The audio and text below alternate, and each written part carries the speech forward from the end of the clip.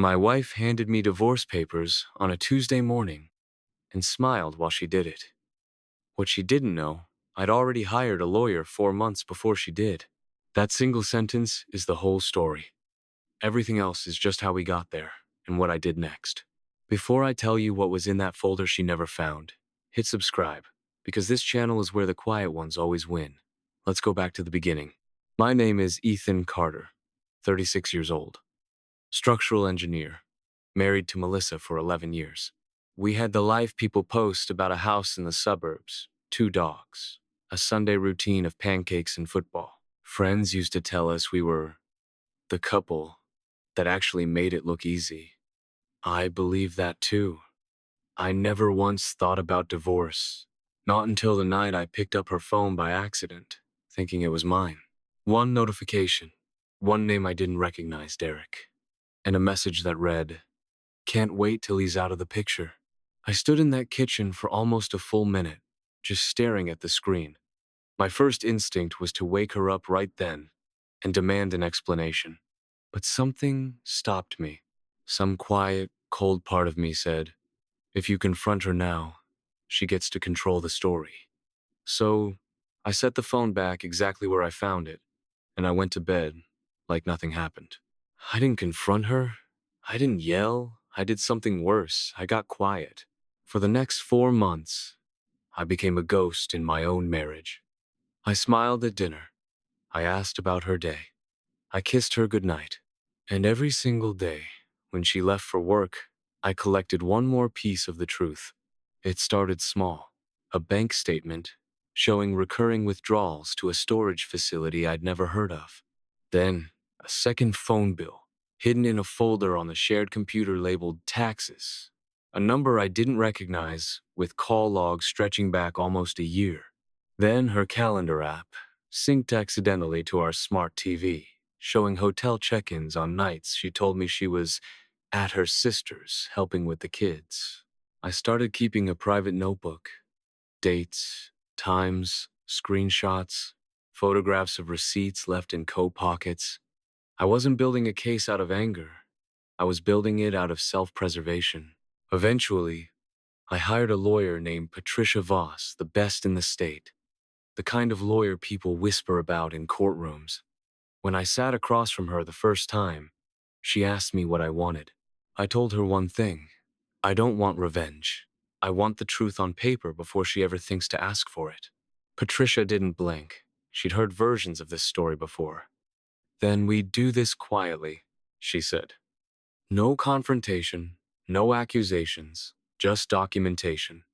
Let her make the first move, and when she does, we'll already know more than she thinks we do. For 4 months, that's exactly what we did. But then, something happened that I never saw coming. Melissa filed first. She slid the folder across the kitchen table, like she was handing me a bill for the electric company. Her face was calm, almost relieved. I want a divorce, she said. I think it's better this way. For both of us. She expected tears. She expected begging, maybe even anger. Instead, I reached down beside my chair, opened my own bag, and slid a folder back across the table. Before we sign anything, I said, I think you should look at page 12. Her face changed the moment she opened it. Page 12 was a printed screenshot of Derek's message, next to a copy of the storage unit lease, next to 6 months of hotel receipts, all time-stamped, all notarized, all organized in a way that made it very clear this wasn't a guess. This was proof. If you've ever been underestimated by someone who thought you were the weak one in the room, comment, I know everything below, because Melissa was about to learn exactly what that means. Now, let's find out what was really inside that storage unit. Here's what I hadn't even told Patricia yet. 3 days before Melissa filed, I drove out to that storage unit myself. Unit 214, off Route 9. In a facility on the edge of town neither of us had any real reason to visit. I used a spare key I'd found tucked inside her jewelry box months earlier. One I'd quietly copied and never mentioned finding.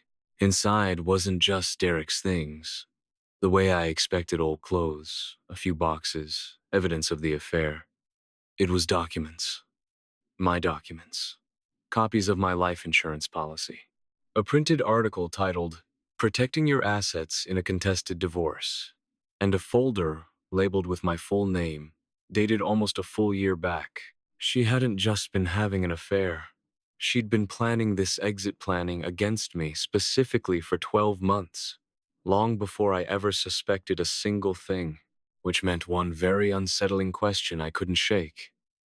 Who actually found out first? Me or her? Back at the kitchen table, Melissa's hands were shaking as she flipped through page after page of my folder. "How long have you known?" she asked, her voice much smaller than it had been minutes earlier. "Longer than you've been planning this," I said. That's when she said something I genuinely didn't expect. "I only started seeing Derek because I thought you already knew about someone else, someone before him. I thought you'd stopped caring a long time ago. And I didn't know how to bring it up, so I just stopped trying." For a moment, the entire story flipped in my head. Was I really the calculated one in this marriage?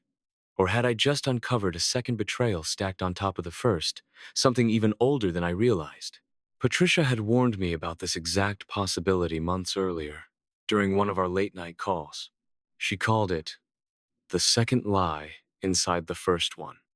The moment a partner tries to justify their own actions by claiming they were reacting to something you supposedly did first, and sitting there, watching Melissa's face, I understood exactly what she meant.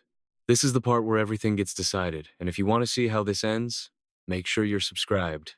Because what happened in that courtroom 3 weeks later changed both our lives permanently. The court date came faster than either of us expected. Melissa's lawyer tried to argue shared assets, emotional distress, even attempted to introduce my discovery of the storage unit as an invasion of privacy, hoping it might get the evidence thrown out entirely. Patricia dismantled the argument in 11 minutes. She didn't raise her voice once. She simply laid out the dates, the timestamps, and the paper trail, a trail Melissa herself had created, month by month, without ever imagining someone might actually be watching. The judge's ruling wasn't close. The house went to me. The contents of the storage unit were entered as evidence, not protected property. And the 12 months of quiet planning Melissa thought no one would ever uncover became the exact reason the ruling favored me almost entirely. Outside the courthouse, she asked me one last question. "Do you hate me?" I told her the truth. "No. I just stopped being surprised by you a long time before you stopped being surprised by me." People ask me now if I regret staying quiet for those 4 months instead of confronting her the night I first found that message on her phone. I don't. Not even a little. Because the moment you react emotionally, you lose leverage. The moment you raise your voice, accuse, or demand answers before you have them, you hand the other person time to prepare, to cover their tracks, to rewrite the story in their favor.